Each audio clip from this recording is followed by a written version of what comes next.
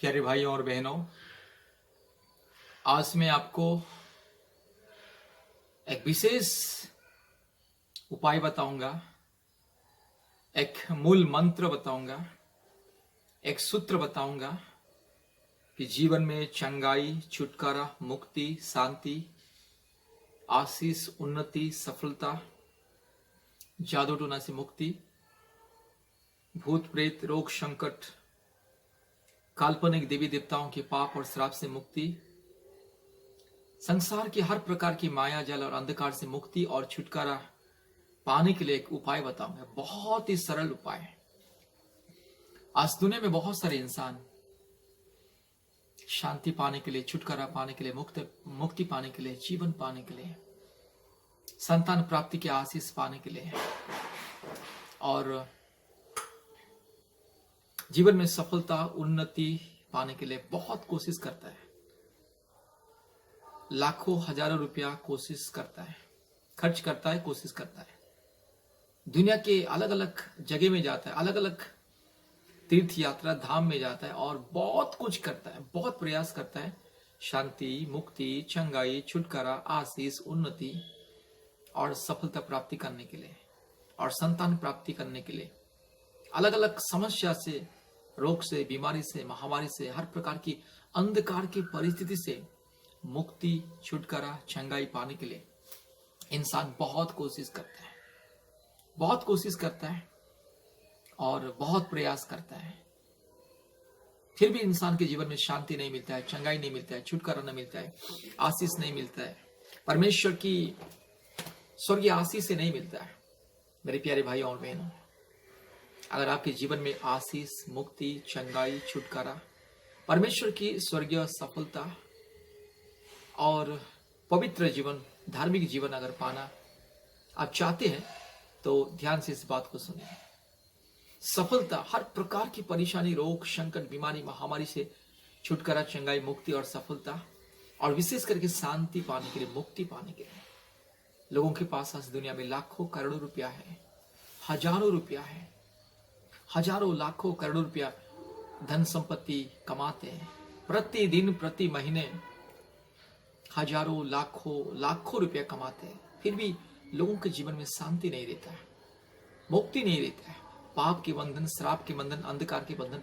आज इंसान हर प्रकार की माया जाल में फंसा हुआ है, पाप के जाल में फंसा हुआ है, हर प्रकार की बीमारी, महामारी, तकलीफ, कष्ट, मुसीबत में फंसा हुआ है। मेरे प्यारे मित्रों, इन सारे संसार की माया जाल से, रोग से, संकट से, हर प्रकार की विपत्ति, क्लेश, अंधकार, शैतान के बंधन, दुष्ट आत्मा के बंधन, चिंता, निराशा, दुख, कष्ट, क्लेश, इन सारे तमाम चीजों से मुक्ति पाने के लिए, जीवन में कुछ पाने के लिए, कुछ हासिल करने के लिए, विजय पाने के लिए मैं आपको एक रास्ता बताऊंगा, एक मूल मंत्र, एक मूल सूत्र मैं आपको बताऊंगा। ध्यान से सुनिए। आज इंसान करोड़ों करोड़ों देवी देवताओं को पूजा करता है, करोड़ों करोड़ों देवी देवताओं को पूजा करता है, फिर भी उनके जीवन में चंगाई, छुटकारा, मुक्ति नहीं मिलता है। हजारों लाखों रुपया खर्चा करता है, डॉक्टरों के पास जाता है, अलग अलग डॉक्टर को बदलता है, हॉस्पिटल को बदलता है, फिर भी उनके जीवन में छुटकारा, चंगाई, मुक्ति नहीं मिलता। और आज इंसान लाखों रुपया कमाता है, लाखों करोड़ों रुपया कमाता है, फिर भी उसे शांति नहीं मिलता है। लाखों करोड़ों रुपया धन संपत्ति कमाता है, कोई चीज का कमी नहीं रहता है, किसी चीज का कमी नहीं रहता है, हर चीज को हासिल करता है, सफलता की ऊंचाई तक पहुंचता है, सफलता की मुकाम तक पहुंचता, अपने लक्ष्य स्थल में पहुंच जाता है और अपने सपना दर्शन को पूरा करता है, फिर भी उनके जीवन में शांति नहीं रहता है और उनके जीवन में मुक्ति नहीं मिलता है। मेरे प्यारे मित्रों, मुक्ति और शांति पाने के लिए केवल एकमात्र उपाय है, वो है परमेश्वर का रास्ता। परमेश्वर को छोड़ करके, सच्चा परमेश्वर, जीवित परमेश्वर और धार्मिक परमेश्वर को छोड़ गए आपको ये दुनिया में कोई भी शांति, मुक्ति, आशीष नहीं देगा। मेरे प्यारे भाई और बहनों, आज मैं आपको वो उपाय को बताऊंगा, वो साधना बताऊंगा, वो मूल मंत्र को मैं बताऊंगा। क्या करने से जीवन में शांति मिलेगा, मुक्ति मिलेगा, क्या करने से परमेश्वर हमारे प्रार्थना को सुनेगा, क्या करने से परमेश्वर को हम प्रसन्न करेंगे और परमेश्वर हमसे क्या चाहता है, क्या चाहता है परमेश्वर और परमेश्वर हमसे क्या अपेक्षा करता है। ये सारे तमाम चीजें को मैं आपको बताऊंगा मेरे प्यारे भाई और बहनों। एक मूल मंत्र, 5 विषय मैं आपको बताऊंगा। याद रखिए 5 विषय। ये 5 विषय ना मैं आज आपको बताऊंगा। 5 चीज, जैसे 5 उंगली के बिना कुछ काम नहीं होता है। 5 उंगली के बिना कुछ आप अच्छे से उसको मजबूती से पकड़ नहीं सकते, और 5 उंगली के बिना इंसान कुछ काम नहीं करता है। चाहे बाएं हाथ हो या दाएं हाथ हो, 5 उंगली के बिना इंसान कुछ काम नहीं कर पाता, इंसान सफलता नहीं पाएगा। वैसे ही 5 एक बातें, विशेष बातें, बहुत ही इंपॉर्टेंट, बहुत ही मुख्य बातें, 5 बातें, 5 नियम, परमेश्वर का 5 व्यवस्था, 5 नियम, 5 मूल मंत्र मैं आपको बताऊंगा आपके जीवन में छुटकारा, चंगाई, मुक्ति, आशीष, शांति पाने के लिए, पाप से क्षमा पाने के लिए, जीवन में एक विशेष स्वर्गीय आशीष, आनंद और सांत्वना पाने के लिए। मेरे प्यारे मित्रों, आज इंसान अपने ही बुद्धि को इस्तेमाल करता है, अपने ही दिमाग को इस्तेमाल करता है, परमेश्वर के ऊपर विश्वास भरोसा नहीं करता, इसलिए वो जहां भी जाता है फेल्योर होता है। वो कितना लाख प्रयास करता है लेकिन उसको चंगाई, छुटकारा, मुक्ति, आशीष नहीं मिलता है। कितने लाखों लाखों रुपया खर्चा करता है फिर भी उनके जीवन में सफलता नहीं मिलता। वो जो जिस चीज को वो इंतजार करे, जिस चीज के लिए वो तड़प रहा है, खोज रहा है, ढूंढ रहा है, वो उसको नहीं मिलता है।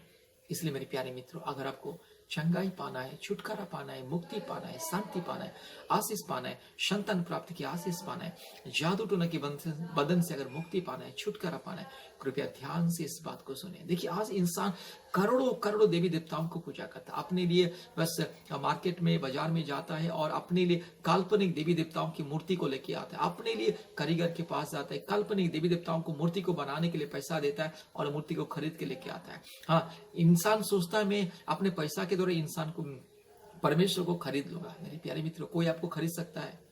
कोई, किसी के पास वो हिम्मत है जो आपको खरीद सकता है? शायद आपको कोई खरीद सकता है लेकिन मेरे को कोई खरीद नहीं सकता, क्योंकि मैं परमेश्वर का संतान हूं और मुझे सच्चाई मालूम है, क्योंकि मेरे परमेश्वर के अलावा मेरे जीवन के ऊपर किसी का अधिकार नहीं है।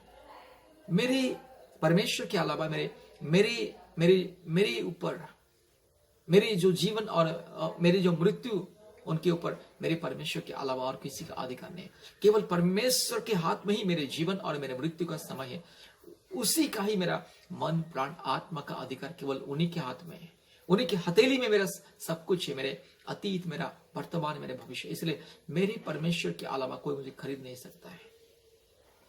वैसे मेरे प्यारे मित्रों, जब इंसान एक इंसान को खरीद नहीं सकता है तो क्या परमेश्वर को खरीद सकता है, ईश्वर को खरीद सकता है?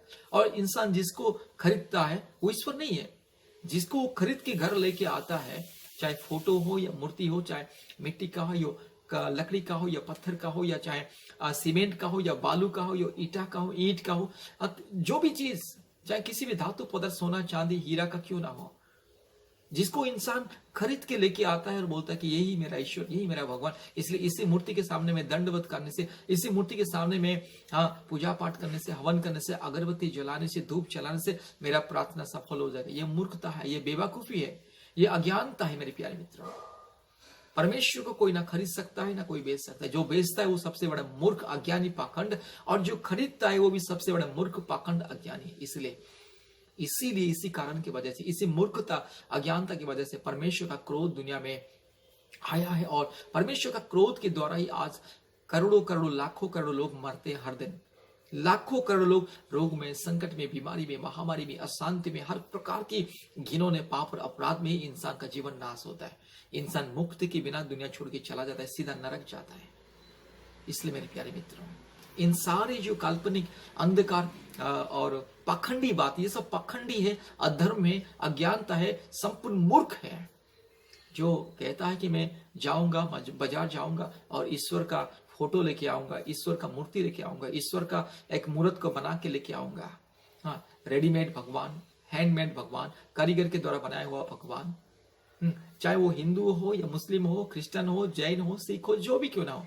मैं किसी व्यक्ति विशेष, धर्म या जाति को नहीं बोल रहा हूं, मैं मानव जाति को बोल रहा हूं। मानव जाति आज इतने अंधकार में, मूर्खता में, पाखंडता में फंसा हुआ है कि ज्ञान रहते हुए भी, विज्ञान रहते हुए भी अंधकार में है, संपूर्ण अज्ञानता में है।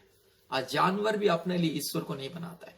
जानवर, एक जानवर, बुद्धिहीन जानवर भी अपने लिए ईश्वर को नहीं ढूंढता है, लेकिन आज इंसान अपने लिए काल्पनिक देवी देवताओं को ढूंढता है। पहाड़ पौधे को ईश्वर बोलता है, सूर्य चंद्र को ईश्वर बोलता है, नक्षत्र को ईश्वर बोलता है, तारागण को ईश्वर बोलता है। और इतने सारे करोड़ों करोड़ों सूर्य चंद्र नक्षत्र तारागण को ईश्वर बोल के भी उसे एक संतुष्टि नहीं मिला। इसलिए बाद में देखता है कि जल को, हवा को, पानी को, आग को, मिट्टी को, पत्थर को, फिर भी उसको संतुष्ट नहीं मिलता है। तो जल के अंदर जितने जीव जंतु है उनको भी ईश्वर बोलता है, और धरती में जितने भी जीव जंतु उनको भी ईश्वर बोलता है। और ये पहाड़ पौधे, ये जो वृक्षलता, जो करोड़ों करोड़ों किस्म की वृक्षलता है, बस एक एक विश्व वृक्ष को वो क्या करता है, ढूंढता है और उसको चयन करता है और बोलता है कि यही ईश्वर है। इसी पेड़ के नीचे ही ईश्वर बैठा है, नहीं तो इसी पेड़ के अंदर ही ये ईश्वर सृष्टिकर्ता बसा हुआ। इसलिए इस पेड़ को अगर हम पूजा करेंगे तो ईश्वर को पूजा करेंगे। यही मूर्खता, अंधविश्वास, पाखंड है,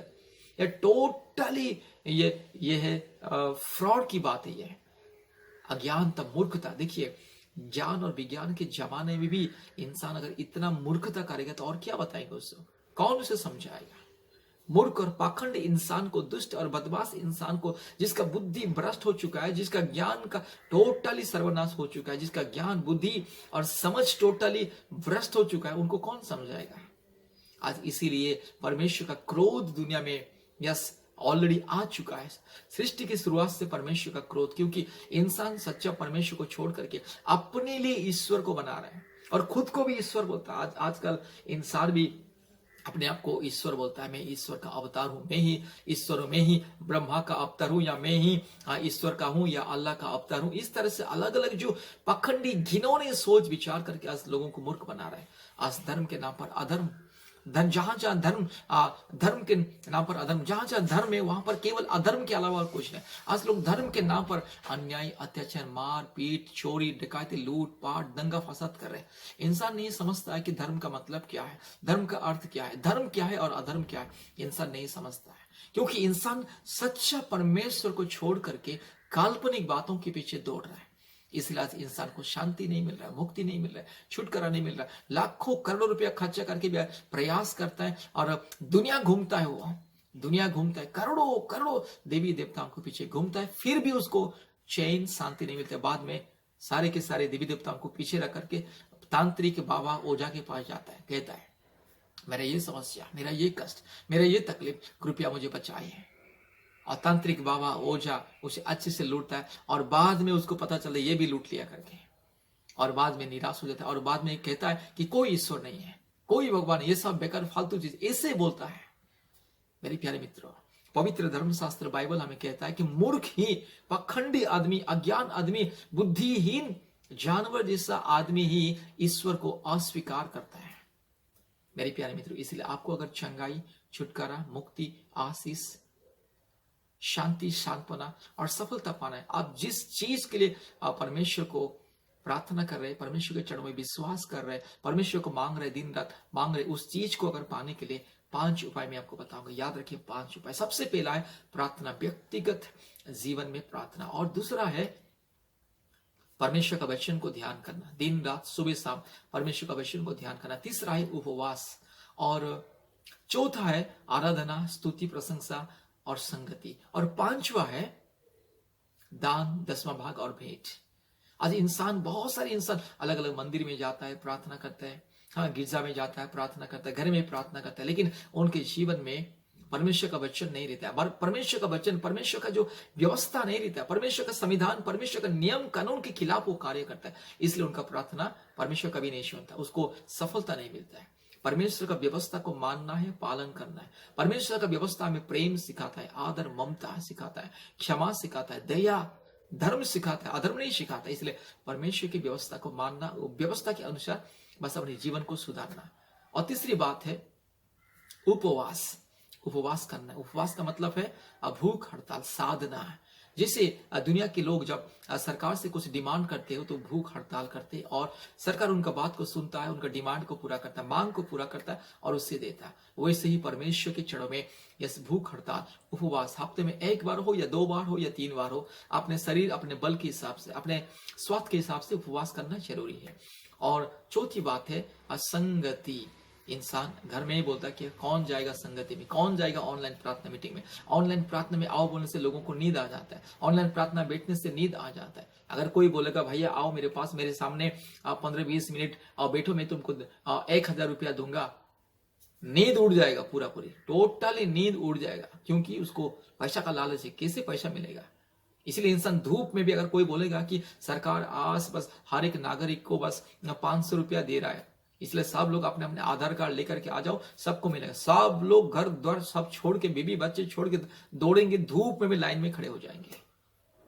सांसारिक अभिलाषा के लिए इंसान इतना दौड़ता है, लेकिन परमेश्वर जो हमें सब कुछ देता है, स्वर्गीय आशीष देता है, उनके पास आओ बोलने से, बैठो बोलने से, उनके उपस्थिति में बैठो, उनकी सेवा उपासना आराधना करो, सबको नींद आ जाता है, सबको बस खुजली हो जाता है, ऐसे खुजली हो जाता है, खुदी हो जाता है, ऐसे खुजली हो जाता है।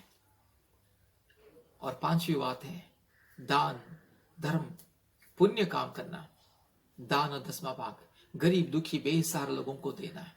आज इंसान लाखों रुपया कमाता है अपने स्वार्थ के लिए, वो पैसा को बस एंजॉय करता है, पैसा को बर्बाद करता है, दारू पी के, गांजा पी के और वेश्यावृत्ति करके, व्यभिचार करके, और फिल्म हॉल जाना, नहीं तो ओपेरा देखना, नहीं तो अलग अलग पार्क घूमना, और दुनिया के अलग अलग टूरिज्म इधर उधर जाता है और पैसा को बर्बाद करता है। लेकिन उसी पैसे से कुछ अपनी कमाई से कुछ दुखी गरीब बेसहारा अनाथ विधवाओं को नहीं देता है, बस वो एंजॉय करता रहता है। लेकिन अपने सामने उनके आंखों के सामने कुछ भूखे हैं, प्यासे हैं, नंगे हैं, बेसहारा है, उनको जरा मदद करना, ये सब नहीं करता है। तो इन 5 चीज जिनके जीवन में नहीं रहता, 5 में से एक भी छूट जाएगा ना, परमेश्वर कभी उसको सफलता नहीं देता, कभी नहीं देता है।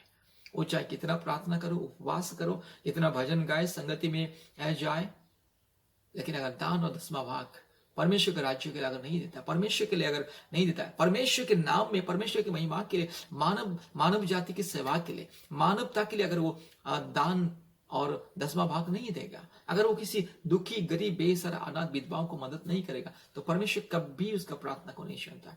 आज दुनिया में यही है, इसीलिए आज इंसान सफलता नहीं पाता। लेकिन बाद में परमेश्वर की दोष देता है, बोलता है मैं इतना प्रार्थना किया, इतना प्रार्थना किया, सुबह शाम रात दिन, पिछले 6 महीने से 1 साल से प्रार्थना करके आ रहा हूं, उपवास रखता हूं, लेकिन क्यों परमेश्वर मेरा प्रार्थना को नहीं सुन रहा है? एक चीज कमी है।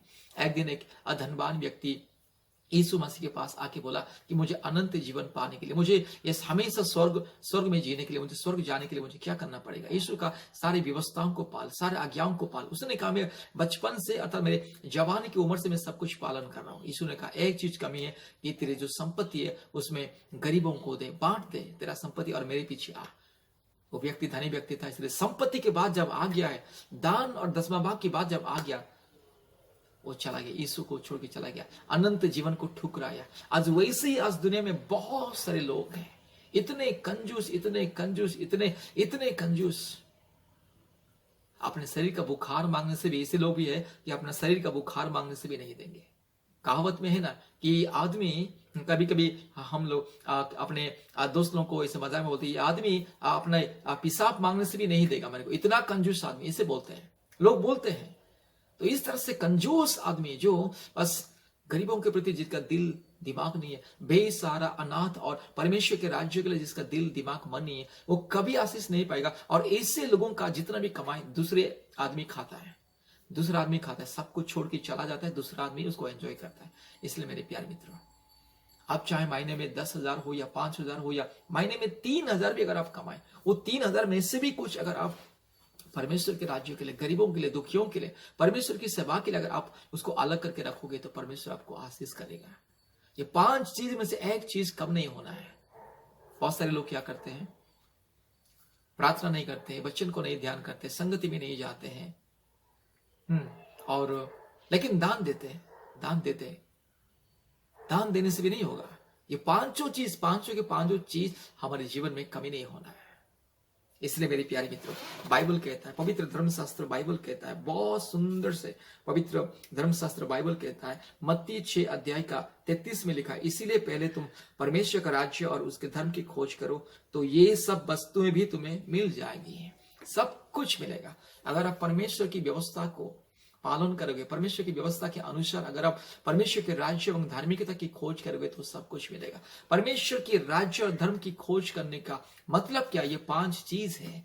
प्रार्थना करना, उपवास करना, संगति में जाना, आराधना में जाना, गरीब बेसहारा लोगों को मदद करना, दान देना, परमेश्वर के राज्य के लिए दान और 10वां भाग को देना, ये चीज बहुत ही इंपॉर्टेंट। इसलिए इन सारी चीज जिनके जीवन में नहीं रहता, ये 5 में से एक भी अगर कम हो जाएगा ना, परमेश्वर उसको कभी आशीष नहीं करेगा। इसलिए मेरे प्यारे मित्रों, सफलता पाने, मुक्ति पाने, छुटकारा पाने, चंगाई पाना और संतान प्राप्ति का, विशेष करके संतान प्राप्ति का आशीष अगर पाना है मेरे प्यारे भाइयों और बहनों, अगर संतान प्राप्ति का आशीष अगर पाना है, इन सारे तमाम चीजों को आप उसको फॉलो करो, उसको पालन करो।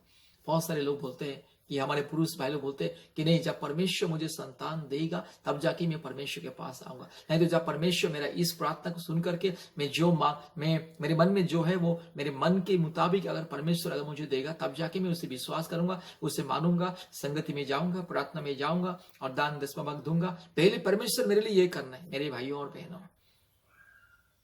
माँ ने आपको खाना आपके सामने खाना रखा, आप अगर माँ को बोलोगी ना पहले मुंह मेरी भूख मिटना है बाद में खाना खाऊंगा, ये चलेगा? कोई भी व्यक्ति पहले पढ़ाई करता है या बाद में पढ़ाई करता है? एग्जाम के बाद पढ़ाई करता है क्या? पहले रिजल्ट आता है या पहले वो पढ़ाई करता है? कोई भी स्टूडेंट अगर वो जो स्कूल कॉलेज में पढ़ता है, पहले उसको पढ़ना लिखना परिश्रम करना, तब जाके उसका परीक्षा का फल आएगा, रिजल्ट आएगा। अगर कोई बोलेगा नहीं पहले मेरा रिजल्ट आना है तब जाके मैं अच्छे से पढ़ाई करूं, यह चलेगा? यह मूर्खता की बात है। अगर मान लीजिए अगर कोई व्यक्ति को तनख्वाह, नौकरी, अच्छा नौकरी चाहिए, तनख्वाह चाहिए, कोई बोल सकता है कि नहीं पहले मुझे सरकार मुझे तनख्वाह देना चाहिए उसके बाद मैं ड्यूटी में जाऊंगा। हो सकता है नहीं, पहले ड्यूटी करो उसके बाद तनख्वाह मिलेगा।